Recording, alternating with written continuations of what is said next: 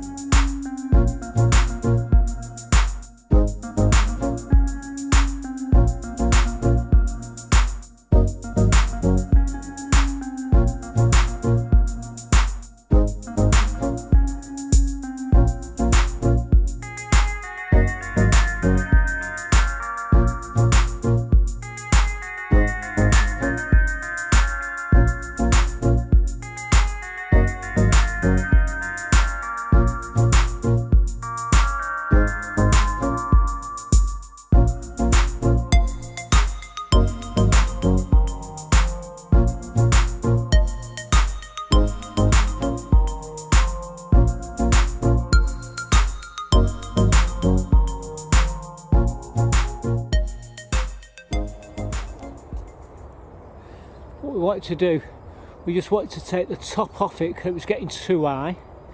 It's just on the limit of how high you can actually have a tree on an allotment, which is what, 2.5, 3 metres. It's not as tall as that, but we've took all the top branches and we've sort of angled them so the water runs off them, and yeah, it'll look good. This another 3 months, it'll look absolutely wonderful. But yeah, that's one of the trees that I needed to trim. So anyway, onwards and upwards. I'm going to put all these bits, all these branches, and chop them up and stick them in my burning bin.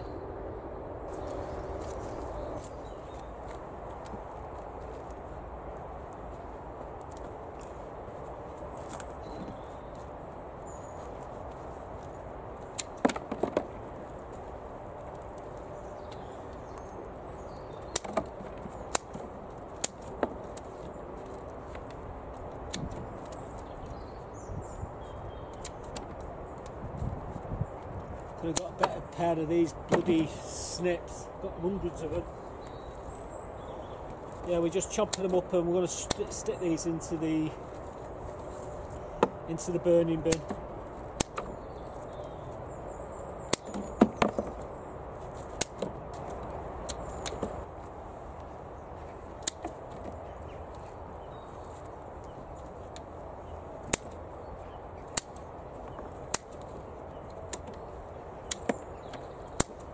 Yeah, we chop these up, makes it easier to go in the burning bin.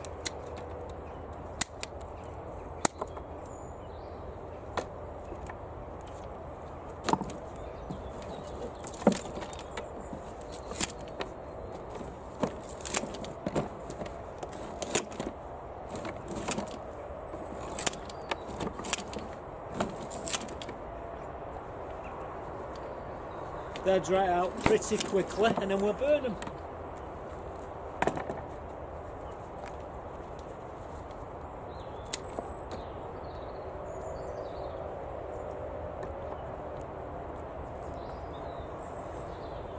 So as you can see, we put everything in there, we've tidied up all the paths, and we give this tree a prune. Might take a couple more little bits off it, but apart from that the tree's good to go. And it's always handy to have the right tools to do the job. There's Maggie.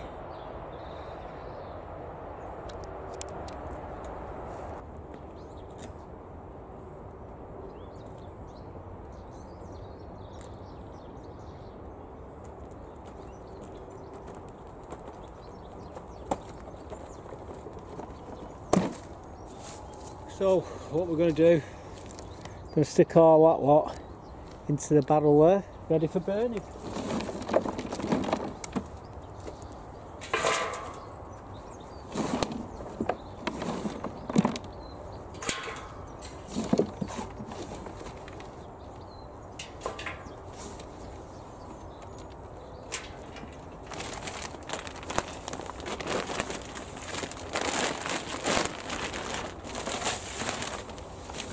Let it dry out a bit, then we'll come back and we'll burn that in a couple of weeks' time.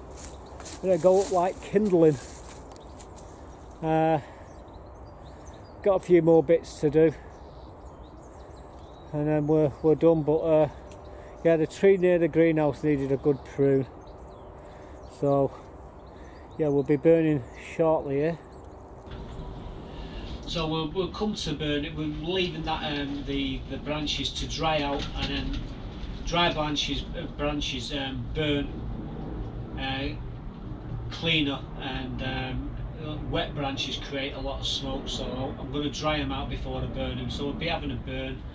You're going to be hearing in the on the tour around the plot about rules and regulations on the bins, the burning bin in a bit. So anyway, yeah. The tree is now at its prune. It looks lovely, and I'm really happy with it. We've got a few more apple trees to do. I was going to come down today and do them, but the wind's too strong, so I'm going to leave it for today. But we'll be coming back to it shortly. Anyway, what I'm going to do now, I'm going to take you on a tour of the plot, and remember we're going to do a plot inspection as well, so we'll probably start off with the rules on the front of the plot, and basically, as you'll see in the video, well, you're going to see all the spring bulbs and everything coming up. You get to see the chickens as well, and again, plot inspectors are all over anything wildfowl, ponds. If you've got glass on your plot, they'll be all over it, guys. And again, what they're looking for is clear paths, clear and everything looking tidy this time of year anyway. So let's show you, take you on a walk around the plot. Hi guys, well today me and Buttercup are going to be taking you on a tour of the plot, and I'm going to do a plot inspection as well all at the same time, because we've got a plot inspections coming up in about 4 or 5 weeks time. So I'm making sure my plot's ready to rock and roll now. I'm making sure there's no skullduggery, everything's in order, and should get the plot inspectors off my back. So first things first, when this is a road what goes down the allotment, and you are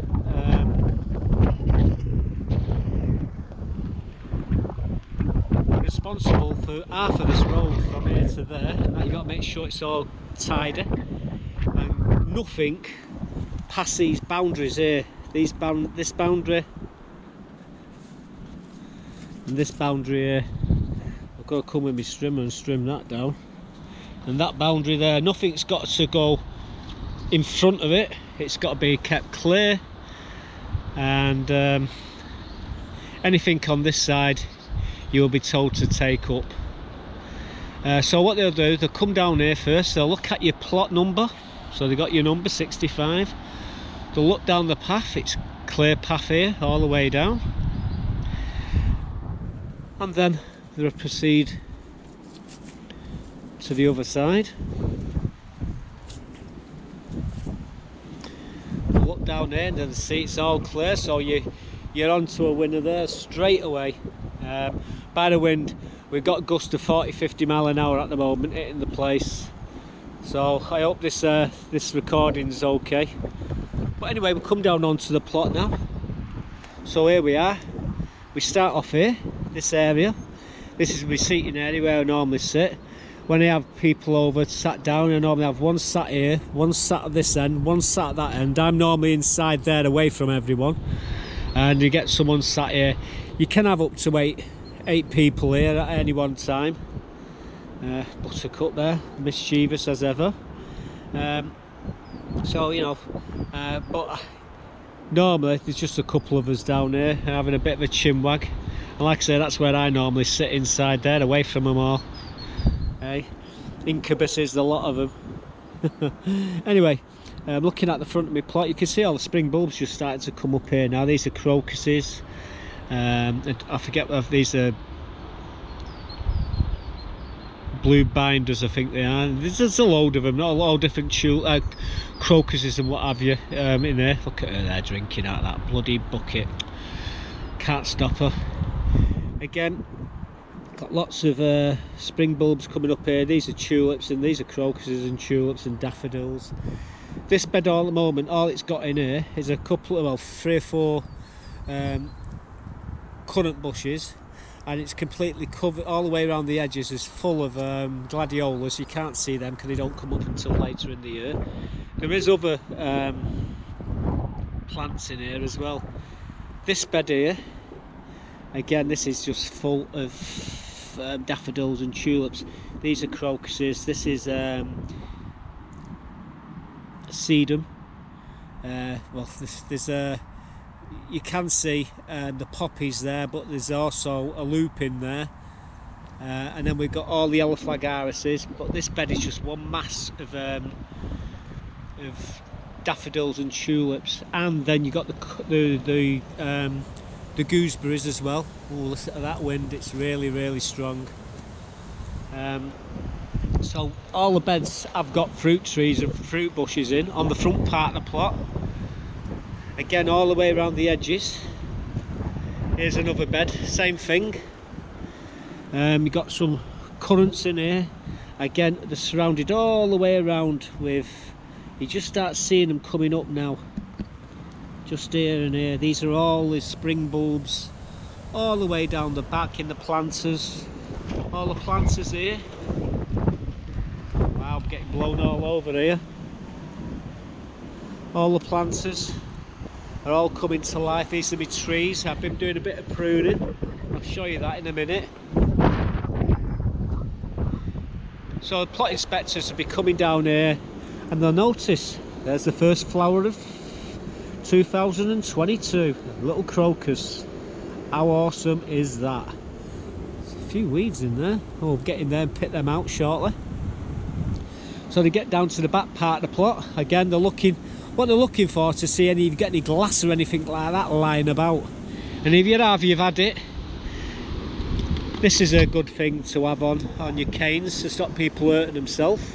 If someone was to fall on that, it's a solid bar that it goes straight through them. So you put this on, and that'll stop you from getting it stuck in you. And it's also, you're just going to get a black eye, whereas you could lose your eye if you didn't have these bottle tops on. And they do rattle in the wind. There, me girls. And the first thing they'll do, they'll come over here, the inspectors, and they'll look to make sure they've got water, whether they've got food.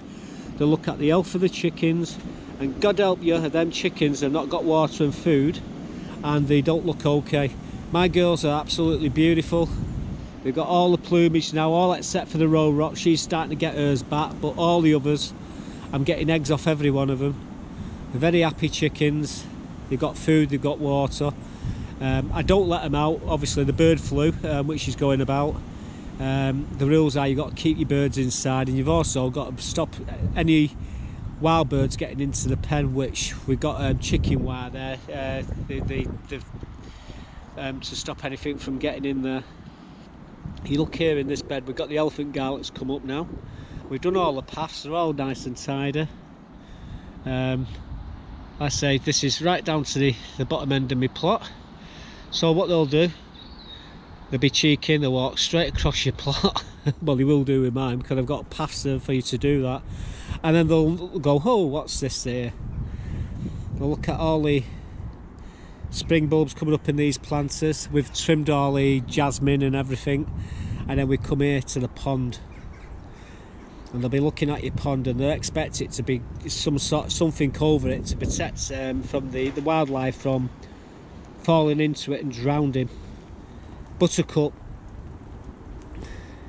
normally sits on the frame there, with her hand in the water trying to catch the goldfish. There is goldfish in there. There's frogs, there's newts, every creeper crawler you can possibly imagine.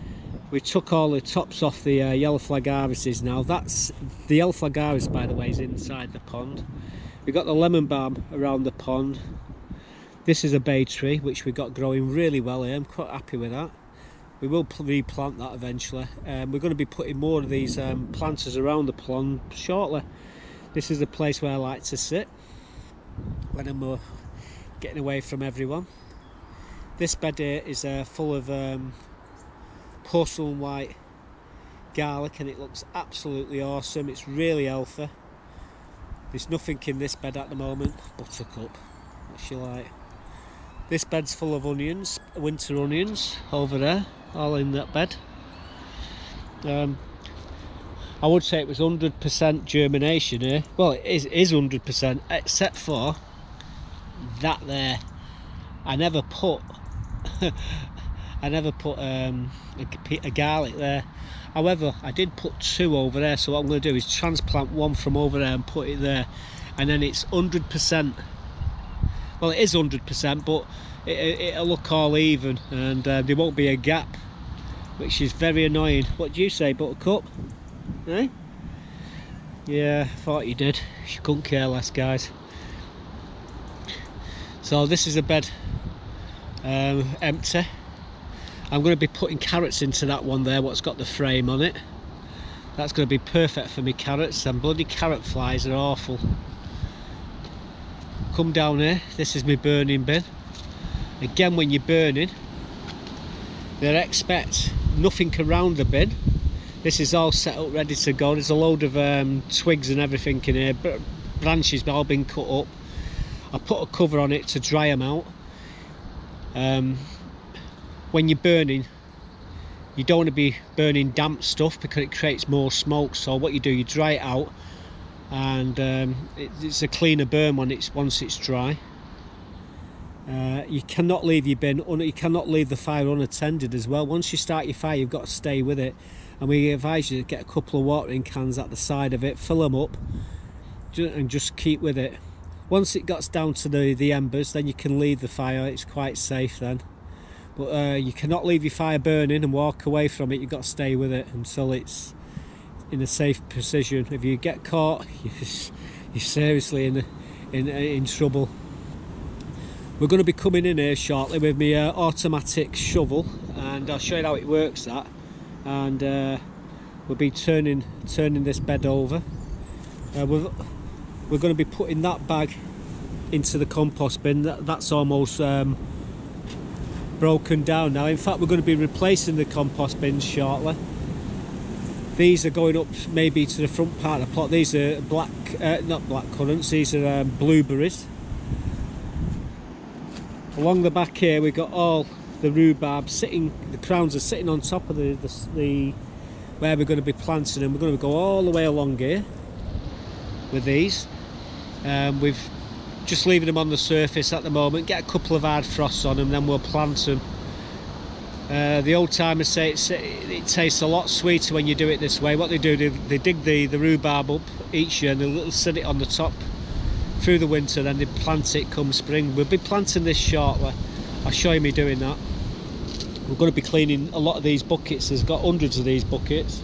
Well, not hundreds, but I've got about 60, 70 of them for the we'll be getting ready, which we've got now. But yeah, generally the fire situation, you cannot leave that unattended. You honestly, you get a warning, and you don't want a warning. I'll kill her. She's sat in my bloody bed there, and the reason why she's sat there is because she's doing you dirty bugger. Oh yeah, that's right, you cover it up. Oh, she's gonna get it. I won't mind, there's nothing there. She had a wee. Well, at least she's covering it way up. I saw that. Caught you, you bugger. I put a net on that bed, that'll stop her. Anyway, oh dear. Coming along here now to look underneath the orchard, and what you're going to see here is my snowdrops coming up. What? I'm trying to do a video. Get your tail out of the camera. Right, if you look underneath the trees there, you can see all the snowdrops coming up now. Yes, over there. Over there. They're coming up all underneath the trees. Stop knocking the camera. We're not playing a game, you know. Anyway, give it another 4 weeks. These snowdrops will look awesome. In fact, I can just see little white tips on some of them. So it won't be long before they'll be flowering. I think it was end of February last year when they was all flowering and they look beautiful. If you look in this bed here, this has got me rhubarb in. This is the other rhubarb. Oh, shadow on the plot. But if you look here, you can see all the planters have come to life now. There's 3 rows of daffodils and tulips. The top off that water feature's blown on them. I have to pick that off in a minute. But all the way along here, all the way around, we got daffodils and tulips coming up around the rhubarb. These are gooseberries, grafted onto tree stock. I'll be tidying them up as well. We're also going to be tidying up my strawberries again. Just here. I'm trying to do video. Pack it. We've got all tulips and daffodils coming all the way around the borders. We got sedum here all the way along here, but I'm going to come in here and tidy these up. These are my strawberries from last year we planted. Yep, she's a pain. This bed over here has got a load of currants and raspberries in, red and white currants, and these are all two different, well, there's a few different raspberries in here. Again, this bed here, we've got planters with full of daffodils and tulips coming up all along here. Again, this bed's the same thing. All along the back, got daffodils and tulips. In fact, we've got lots of baskets to bring out and pots, which are in the greenhouses. My planters are coming to life. These are crocuses. I'm not too sure what that is. It could be a pansy, it could be a viola, probably a viola. Pot there's blown on the floor. Don't need pots, I've got hundreds of pots, thousands of pots. Come round here, look in here. Again, these are all daffodils and tulips and irises. They're all coming up now, they look lovely. Right, come on you, get in the greenhouse. Put that there. So, I'm just going to set my camera up. These are, I've got to be careful here where she is. She keeps breaking them, guys. This is one of me. Well, actually, I think there's a couple of cameras in here. Yeah, there is a couple. These are the cameras. She's already smashed one of these. In fact, I'm going to have to get a couple more of these. That's what I normally use. Panasonic 4K HC VX 870, I think, is that? Or is it 370? I can't see, my eyes are bad. Anyway, a couple of them. What we got here? Oh, here's a GoPro 4 Hero. I thought I had a GoPro 5 in here. Well, the one I'm using at the moment is a GoPro 6. Anyway, I've got to set the camera up, and she's got a food here. She's, look at it, she's spilling it every bloody where. She's got a water bottle in there. We're going to be using one of these in a bit to do some leeks. Anyway, be right back, guys. I'm just going to get this camera off the little handheld thing I've got here, and then we'll set this one up. Happy days. So as you see, everything's coming up really well now. All the spring bulbs are starting to fire up. I'm really chuffed. All the daffodils and tulips and everything what's on the front of the plot starting to come through now. Everything's almost perfect, ready for starting to grow stuff. I'm going to be sowing seeds and everything in the next episode. I'm doing a few sowings. It all comes down to the weather, whether it's a sunny day. Today would be a perfect day to do some seed sowing. You'd never want to sow seeds on a winter's day, always on a sunny day. And yeah, so we're going to be doing some seed sowing probably next episode, but we're going to be moving stuff out the greenhouses, all the planters. There's a lot of planters. We're going to be moving them around the areas that I've mentioned in the tour. You can hear that wind out there. It's pretty strong. It's more like gusts that we're getting, and apparently it's going to get even stronger by later today. So yeah, I'm not looking forward to that.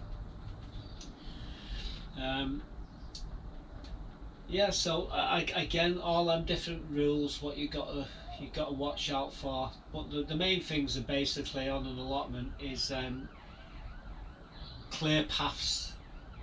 You've got to have clear paths. We don't want people having accidents, tripping up over stuff, and we don't want to see glass on your plot where you're tripping up and you're falling onto it. But that's a no-no. There's been many a lawsuit on that sort of stuff. Lucky for us, when you get your plot, you actually get insurance. We actually got put insurance on all the plots, so all the plot holders, and there's an accident and someone sues them, there's insurance to cover them. There's been a spate of people claiming off of other plot holders over the years, and some of them have lost their houses because they couldn't afford to pay the actual. They've lost the case, and then they've ended up having to pay for everything. Well, we got insurance which covers everybody for that. Anyway,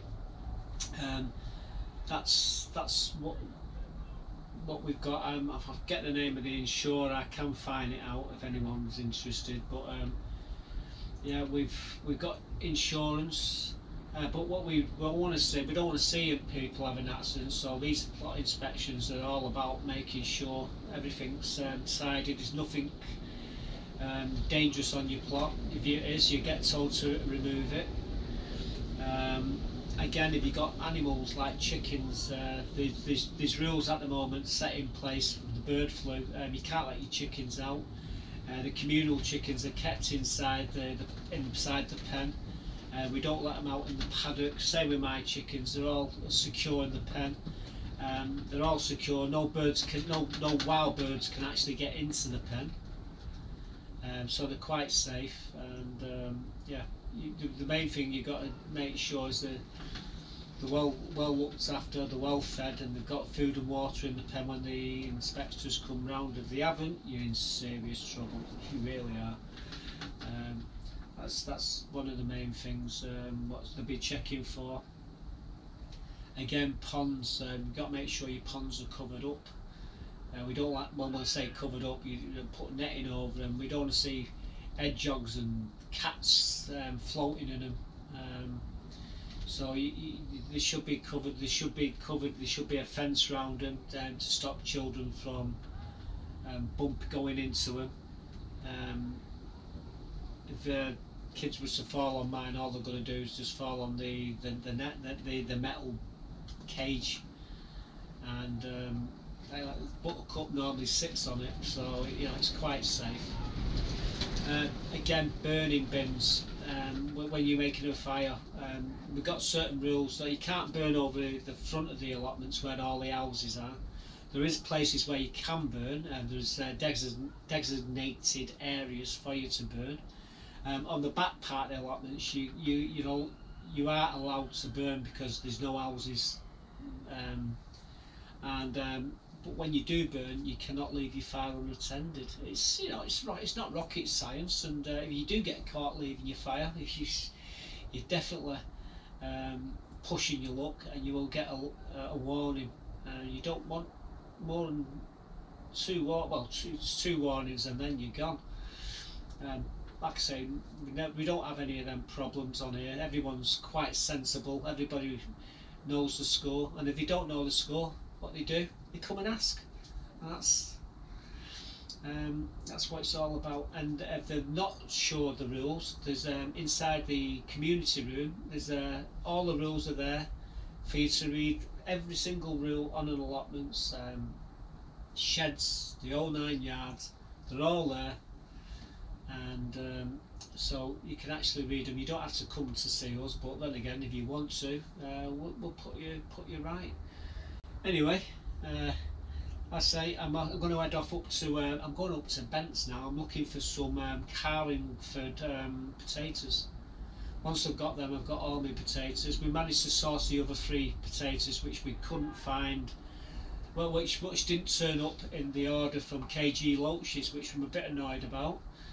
But we've at least the main ones turned up, the Salpolmere and the Cara, so they're the main crop. But what was after was Penton Javelin, Maris Piper, and some oh god, Picasso. I think it was Picasso. And we also got some Carlingfords. They're the ones that I'm going to be growing this year. I managed to get every one of them except for the Carlingfords. In fact, I've got them in the back of my car, so I'll put a clip in here now to show them you what I've got so far. Well guys, here we are in the back of the car, and I thought I'd show you. We've got these Desiree. They're not Picasso. There was Desiree that I've said there was Picasso, but yeah, Desiree. We got Maris Piper here. These are the ones we just got from B&Q. What are the other ones? These ones here, I think. Are they? Yeah. And we got these Penton Javelins. So we got the three which we're after, and we got the car out, and we've actually got the Southpoles there. So anyway, all I'm after is one bag, and I'm going to go have a ride up there now, see if we can get it. But yeah, we've got 5 of the 6 what we need. I'll be chitting these shortly. So as you see, we've got all the potatoes, barring the car infants, and I'm going to head up to Bent's now to see if we can source some. They're the place where I normally get them from anyway, but I was relying on KG Loaches to actually supply them. They supplied everything what everybody wanted, all except for me. Terrible. It's not the end of the world, ditto. I said it's the first time I've used this GoPro 6 for a while, so I don't know how it's going to work, whether the sound's going to be any good or not. Hopefully it is. Hopefully you're going to see me and you don't see the top of my head or the bottom of my beard. You can see Buttercup here, she's got a leg split. I don't know if you can see it, I don't know if it even picks her up. I'm surmising it does. I've got this camera here, so it's okay. And there's another one in there, but I'm definitely looking for another camera for around 600 quid. Any suggestions, guys? Leave us a comment. Tell me what camera you use. I'd be interested to know what camera you use. But these things here, they've been alright, but the problem is they last for 2 years, and then the focus goes on them, and the zoom goes on them, and then the screen goes on them as well. She might be the problem with the screen, but the focus and the zoom is down to the camera itself. Whatever the software or whatever they're using isn't, in my eyes, worth the investment I put in them. I bought, like I say, 2 of them. Probably, I bet this GoPro's probably better than that at the moment. Even that GoPro there's probably better. That's a GoPro, what's that one? 4. I thought it was a 5. I've got the 5 and 7 in another one of these GoPro cases. I picked the wrong one up, just grabbed it and thought we'd give it a go. I did charge them all, so we're going to have a play with them. Anyway, that's it for this one. So yeah, if you've got plot inspectors coming round to see your plot, like I'm going to have coming to see my plot, make sure you got it all tidy, guys. Make sure you're looking after the wildlife as well, what does come onto your plot. You don't want to leave glass around for them to get cut. I've seen it a few times where cats, especially cats, have got hurt, and it's glass what does it. I see she's pretty savvy, and like I say, I don't want to be taking her to the vet and getting her stitched up again. But then again, if she wasn't stitched up, I would have never met her. Would I? Eh? Fast asleep. I'm going to take that water bottle out of her bed now. Maybe she'll go back in there, and then I can have my coat back. Anyway, if I've got a chance, I'm going to go up to Bent's. I might put a clip in right at the very end of going into Bent's. But then again, you've got to be careful. It's recording up there. In that shop, they don't like you doing it, unfortunately. So if I can, I won't, but if I can and I'll get away with it, I will. Right, so from me and Buttercup, thanks for watching. I say I've no idea what this camera's going to be like. We wait with bated breath. So until next time, guys, stay safe and bye for now.